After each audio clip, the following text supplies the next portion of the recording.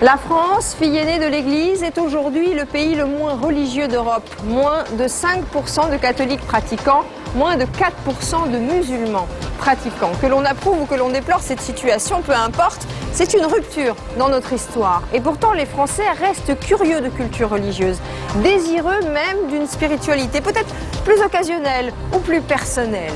Ici, au cœur de Paris, les sœurs de la Fraternité de Jérusalem peinent à satisfaire la demande pour leurs ateliers bibliques, pour l'accompagnement spirituel. Alors, qui sont ces nouveaux croyants? Y a-t-il un nouveau rapport à Dieu? C'est tout de suite dans Tombée du ciel, le magazine de la spiritualité d'aujourd'hui.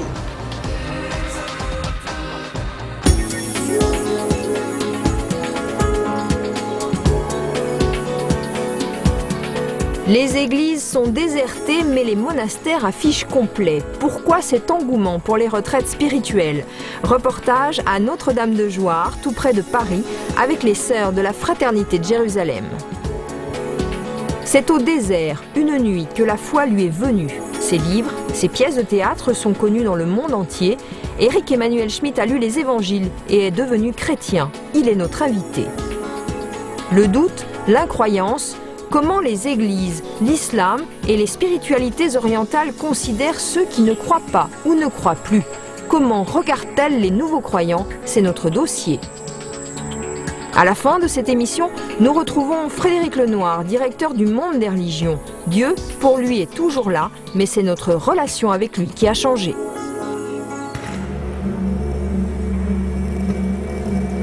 En France, et c'est un paradoxe, les églises se vident, mais les monastères sont pleins. Les différentes communautés, congrégations ou fraternités accueillent des croyants, des non-croyants pour approfondir, découvrir leur foi ou bien tout simplement pour faire une pause, le temps d'une retraite spirituelle hors du monde turbulent. Regardez ce reportage de Ségolène et Ludovic Fossard dans un monastère à 1 heure de Paris.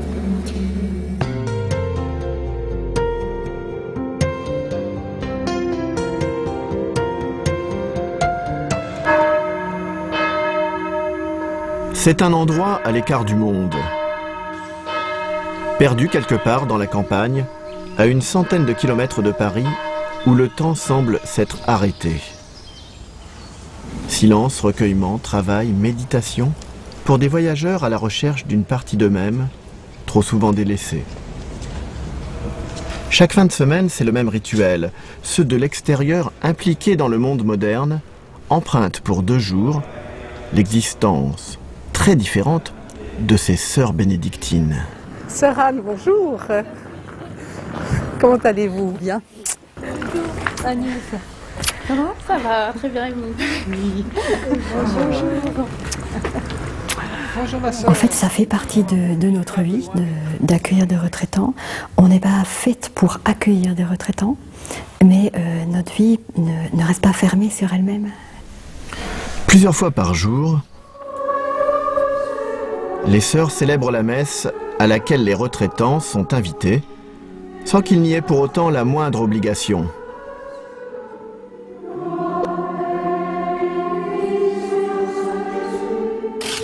D'ailleurs, ce matin-là, Catherine préfère le jardinage.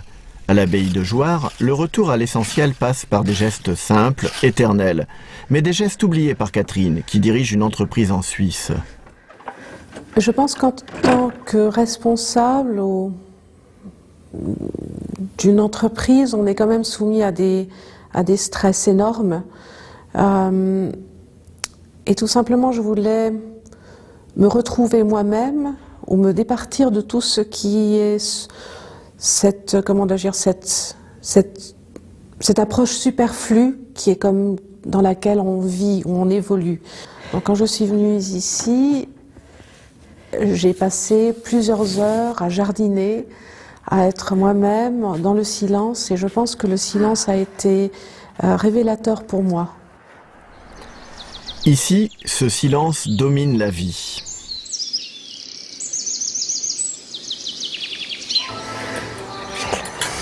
Même pendant le repas. Désolée, je vous suis. Pas de bruit pour ce voyage loin du vacarme de la ville. Un silence nécessaire pour mieux se retrouver avec soi-même. C'est comme s'il y avait une couche qui s'était défaite. Et c'est-à-dire que j'arrive de plus en plus vers l'essentiel. Que ça soit au niveau privé et que ça soit aussi au niveau professionnel. C'est assez, je dois dire, assez bouleversant. Et j'aimerais qu'on se lance. Catherine et les autres, une dizaine de personnes par week-end, participent à des cercles de réflexion. Sur les thèmes des week-ends de cette année et un petit peu sur le thème de ce week-end. Donc ce week-end, ça sera grandir dans la paix du cœur. Ils accompagnent, enrichissent leur voyage intérieur. Les retraitants viennent de tous les horizons. Aujourd'hui, cette démarche attire une population très diverse. Certains d'entre eux ne sont même pas croyants. C'est surtout de plus en plus diversifié. Il y a plusieurs dizaines d'années, c'était peut-être plus des religieuses ou des gens bien cathos, alors que maintenant, il y a aussi beaucoup de chrétiens très engagés dans l'Église, mais il y a aussi des gens qui sont attirés par la spiritualité, qui ne sont pas forcément baptisés. Quelquefois, j'ai reçu quelques musulmanes, moi, quand j'étais à l'accueil. Des gens non chrétiens, mais qui recherchent une dimension intérieure. Peut-être même pas spirituelle, mais intérieure. Catherine recherche cette dimension. Même si elle participe à la prière, elle n'est plus vraiment croyante. De culture protestante, elle a pris ses distances avec l'Église. Pourtant, elle se sent attirée par la spiritualité, par la foi religieuse, qu'elle estime en voie de disparition dans le tourbillon de la vie quotidienne.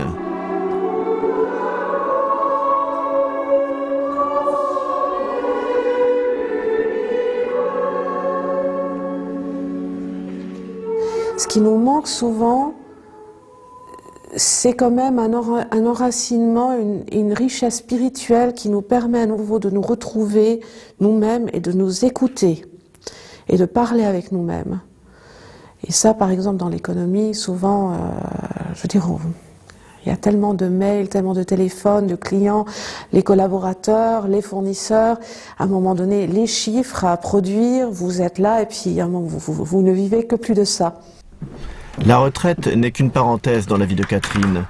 Demain, elle retrouvera le chemin du travail avec un regret, celui de devoir renoncer trop vite à l'appel du silence.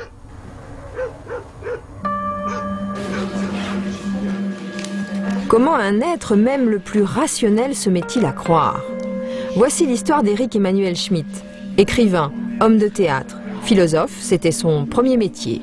Une nuit aura suffi pour le convertir. Chrétien et loin de toute chapelle, témoignage.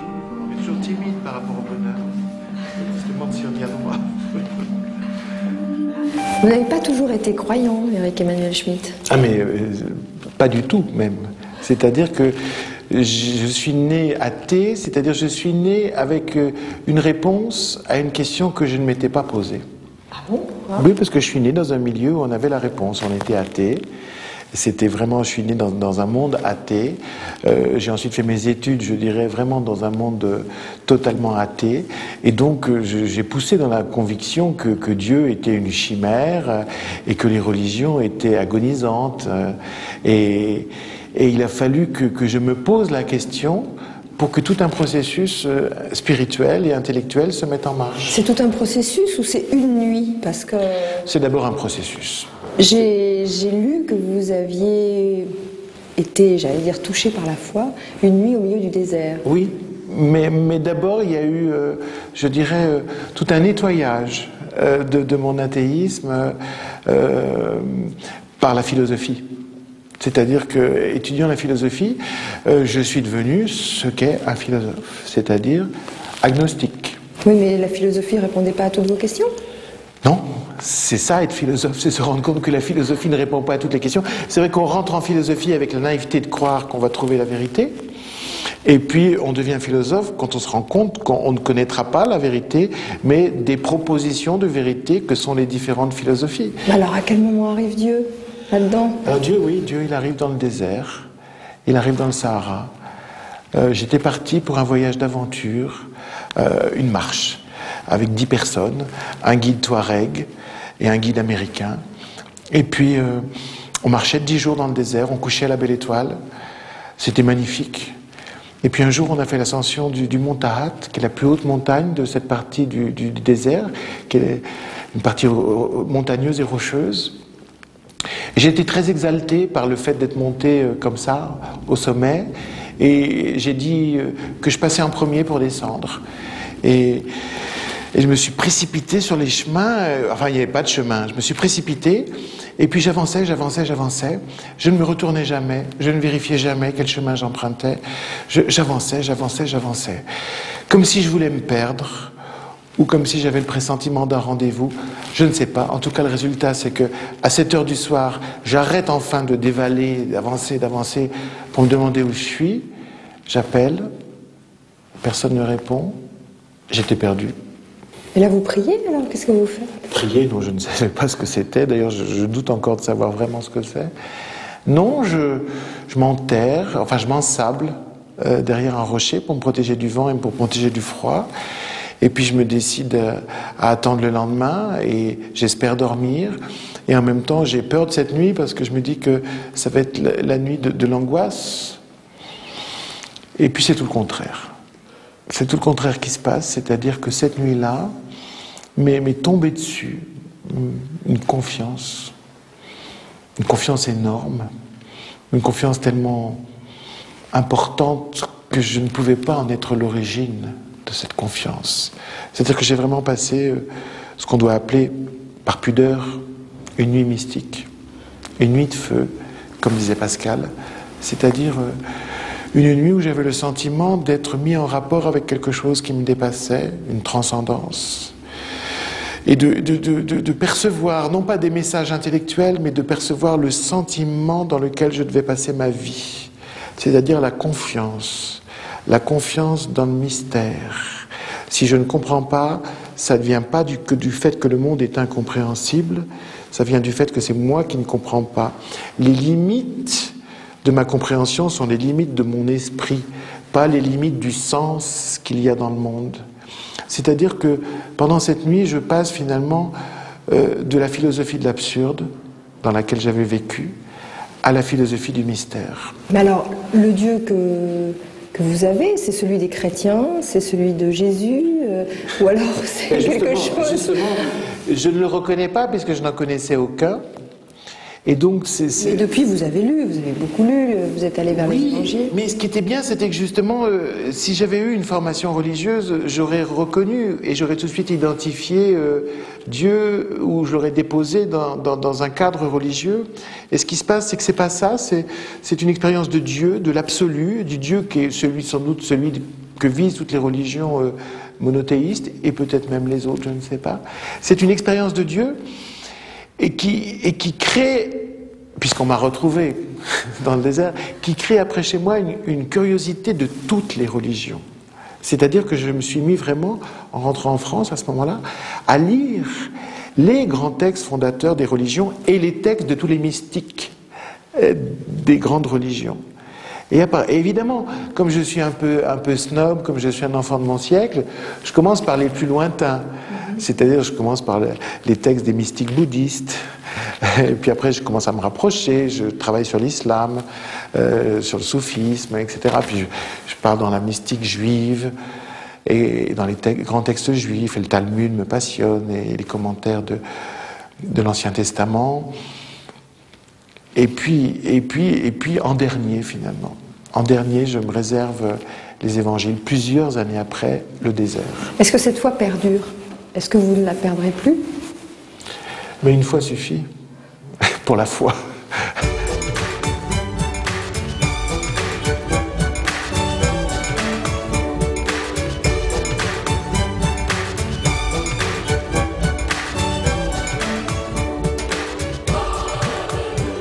Nous avons voulu savoir comment les grands textes sacrés parlaient de ceux qui doutent, avant peut-être de revenir à la foi. C'est un dossier de Vanessa Rouet.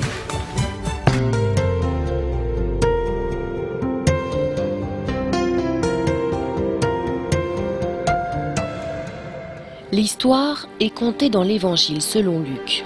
Le retour d'un fils vers son père qui revient après avoir dépensé tout son héritage. Loin de le rejeter, le père l'accueille avec amour. C'est la parabole du fils prodigue. le fils qui part et qui réclame son héritage est dans un imaginaire. Il croit qu'il va s'en tirer seul. Et affronté à la réalité, il s'aperçoit qu'il ne peut pas vivre sans l'autre. Et l'autre, c'est pas simplement les autres, c'est le Père, c'est-à-dire la loi. Et ce retour vers l'homme, ce retour vers la réalité de l'homme et ce besoin de vivre ensemble, c'est le retour à Dieu. Pour les catholiques, la vraie conversion, c'est reconnaître l'amour de Dieu. C'est très désagréable d'être aimé par obligation, et même pour Dieu. Donc Dieu veut que nous soyons libres, et il a essayé de nous le dire à travers Jésus, et Jésus est mort sur une croix, parce que là, il n'a plus aucun pouvoir, donc il ne force personne, mais il appelle. Et il dit, faites comme moi, faites confiance. Dans le Coran, revenir vers Dieu est un devoir. C'est le dernier pilier de l'islam, le pèlerinage à la Mecque, que tout croyant bien portant doit suivre une fois dans sa vie. Le pèlerinage, c'est le retour, enfin symboliquement, le retour parfait à Dieu, puisqu'il se fait à la fin de sa vie, après avoir eu une vie pleine et entière de croyances et de foi et de pratiques religieuses, et à la fin de sa vie, on retourne à Dieu, symboliquement, donc à la maison de Dieu, la Kaaba, on fait le pèlerinage pour clore, pour solder l'ensemble des erreurs évidemment qu'on aurait commises dans sa vie. Revenir vers Dieu, c'est d'abord croire en lui. Que dire alors à ceux qui doutent? Il y a plusieurs formes de doute. Il y a les gens qui doutent parce qu'ils disent « moi je sais » et qui n'ont plus rien à apprendre. C'est ce qu'on appelle dans le Nouveau Testament les pharisiens « je sais ». Alors cela, le Christ est très sévère à leur égard. Par contre, il y a des gens qui sont, au fond, qui demandent à être guéris, qui demandent à voir. Jésus les accueille et souvent les guérit et leur donne un signe. Je suis celui qui vous conduit au Père et vous devriez accepter ce que je suis. Pour les musulmans, douter, c'est offenser Allah. L'islam est fondé sur l'unicité d'un seul Dieu. Ne pas croire en lui, c'est faire naître les germes de la division. Le doute ne passe pas pour une raison simple, c'est que l'islam est une totalité et Dieu est au-dessus. Et Dieu est absolument...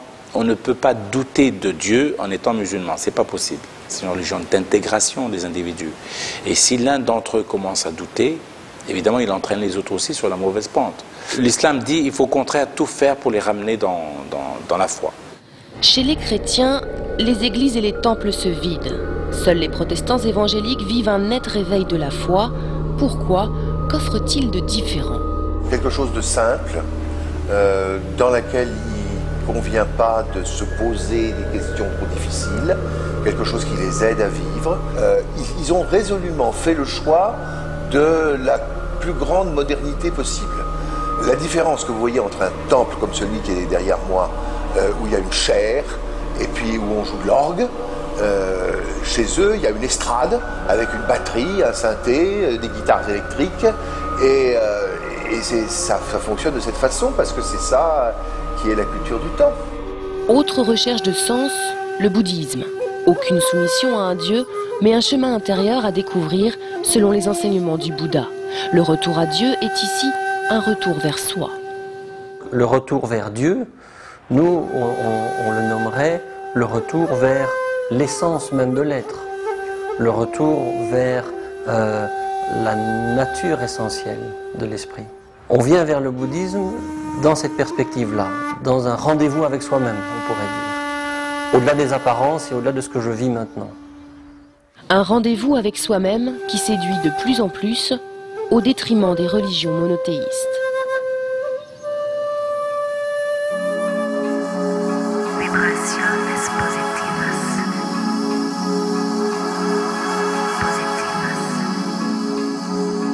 Alors l'idée de Dieu a-t-elle changé dans nos sociétés? Rencontre avec Frédéric Lenoir, philosophe, historien des religions, qui nous livre son point de vue des plus éclairés.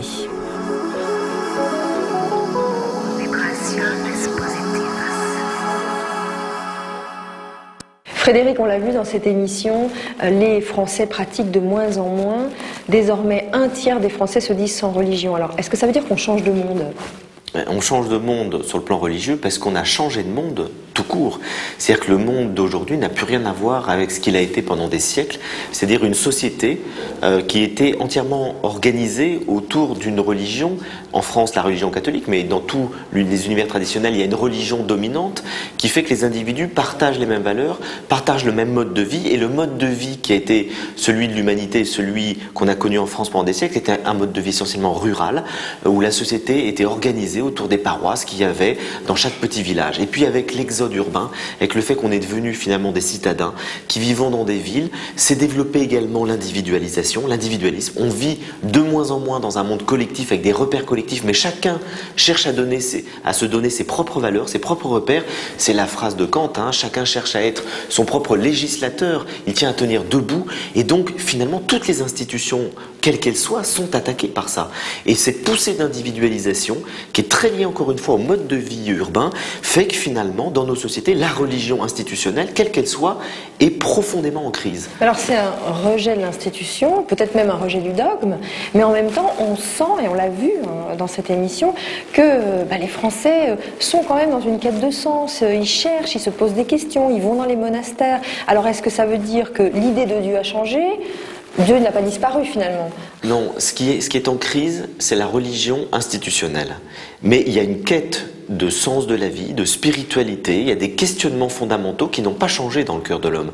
Et donc ce qu'on voit aujourd'hui émerger, c'est une spiritualité personnelle, où les gens cherchent à finalement trouver des questions à leurs réponses dans leur religion, mais aussi dans d'autres religions, dans d'autres courants philosophiques ou spirituels de l'humanité, d'où l'intérêt pour la philosophie, comme sagesse, telle que les Grecs la vivaient. Et on assiste à une sorte de, si vous voulez, de libération de la question du sens, qui n'est plus tenue simplement par les églises, par les institutions religieuses, comme c'était le cas pendant des millénaires. Alors à quoi ressemble cette relation à Dieu ? Alors elle est plus intériorisée, c'est-à-dire que ce qui était avant la religion, c'était une religion sociale. On pratiquait la religion, tout le monde se retrouvait à la messe le dimanche, par exemple, en terre chrétienne, comme en terre musulmane, tout le monde fait le ramadan. C'est collectif, si vous voulez. Et cette dimension collective tend de plus en plus à disparaître et est remplacée par une dimension de la recherche d'une expérience personnelle. Et c'est ça qui caractérise véritablement les quêtes spirituelles modernes, c'est la recherche d'une expérience. Qu'est-ce que moi je peux vivre, éprouver de Dieu ? Comment je peux être en contact, en relation avec l'absolu? Quelle expérience je peux faire qui va changer ma vie, qui va m'aider, qui va m'apaiser, qui va permettre d'être plus heureux? Donc on retrouve une sorte d'individualisation du religieux, comme on assiste à un changement des représentations de Dieu. C'est-à-dire qu'on est moins vers un Dieu très lointain, extérieur, qu'on craint, mais on est plus vers un Dieu intérieur dont on ressent une présence aimante, par exemple. On est plus devant l'idée d'une expérience mystique, d'une expérience spirituelle qui nous relie à un Dieu amour que le Dieu Père Fouettard qui était celui du 19e siècle. Donc on voit une évolution des représentations de Dieu, et l'évolution peut-être la plus importante, c'est l'idée qu'on va vers un Dieu de plus en plus impersonnel. C'est-à-dire qu'on perçoit comme une énergie, comme une force, c'est l'amour, et ce Dieu, on dit, il est à l'intérieur de soi. Et là on retrouve l'influence d'une certaine manière des spiritualités orientales. Merci d'avoir été là, de nous avoir suivis. Merci à ceux qui ont préparé cette émission avec moi. Jean-Michel Carpentier, Francis Bianconi, Nicolas Maupied. Vous pouvez retrouver le sommaire de nos émissions chaque mois dans Le Monde des Religions, notre partenaire. Tombée du ciel, un regard libre et laïque sur les religions. À bientôt.